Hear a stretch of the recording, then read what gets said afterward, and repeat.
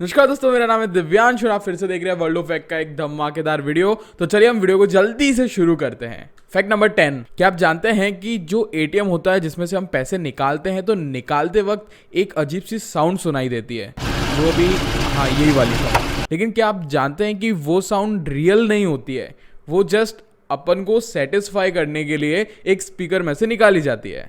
Fact number 9, क्या आप जानते हैं कि 2004 में किसानों ने यानी कि भारतीय किसानों ने कीटनाशक की जगह यानी कि जो पेस्टिसाइड्स आते थे उनकी जगह कोका कोला एंड पेप्सी का यूज़ किया था, क्योंकि वो कीटनाशकों से सस्ते आते थे और काम भी बिल्कुल सेम करते थे।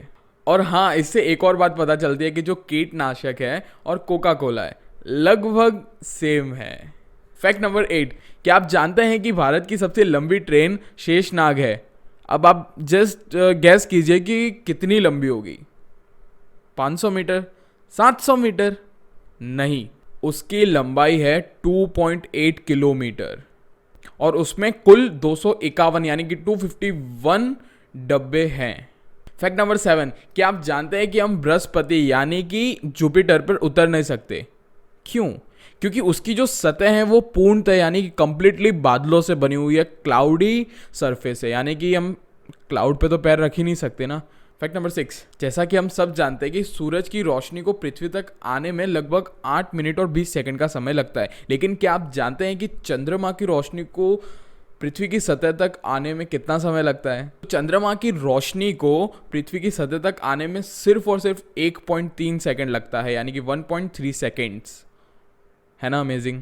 फैक्ट नंबर 5, क्या आप जानते हैं कि भारत का अब तक का सबसे बड़ा ठग नटवर लाल था, जिन्होंने ना एक बार राष्ट्रपति भवन को, 2 बार लाल किले को और 3 बार ताजमहल को बेच दिया था।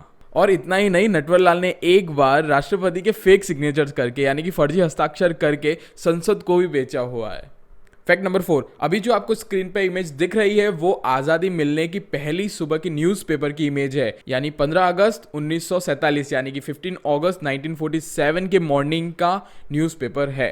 क्या आपने इससे पहले ये न्यूज़पेपर कभी देखा था? फैक्ट नंबर 3, क्या आप जानते हैं कि लिविंग रूम को 19th सेंचुरी से पहले यानी कि 19वीं सदी से पहले डेथ रूम कहा जाता था, क्योंकि उस समय यूरोप में एक ऐसा रिवाज था कि मरने के बाद उस इंसान की डेड बॉडी को दफनाने से पहले उस रूम में रखा जाएगा, ताकि उनको मरने के बाद यानी कि हेवन में कोई प्रॉब्लम ना हो, यानी कि स्वर्ग में कोई प्रॉब्लम ना हो।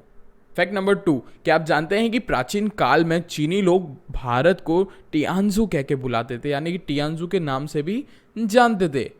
लेकिन टियानजू का मतलब क्या होता है? एक्चुअली इसका मतलब होता है हेवन यानी स्वर्ग। और आपको पता है कि चाइना में एक मान्यता भी है कि अगर इस जन्म में आप अच्छे कर्म करते हो यानी कि बहुत अच्छे काम करते हो तो अगले जन्म में आपको भारत में जन्म मिलेगा। क्या आपको इससे पहले पता थी? आई होप आप लोगों को पता होगी। फैक्ट नंबर 1, क्या आप जानते हैं कि जो नोटों पर गांधी जी की तस्वीर है वो कहाँ ली गई? एक्चुअली ना वो तस्वीर ओरिजिनल तस्वीर नहीं है, उस तस्वीर को लिया गया था राष्ट्रपति भवन के बाद 1946 में, लेकिन वो जो इमेज है वो मिरर इमेज है जो फोटो खींची गई थी उसकी। क्या आप जानते थे? चीयर्स।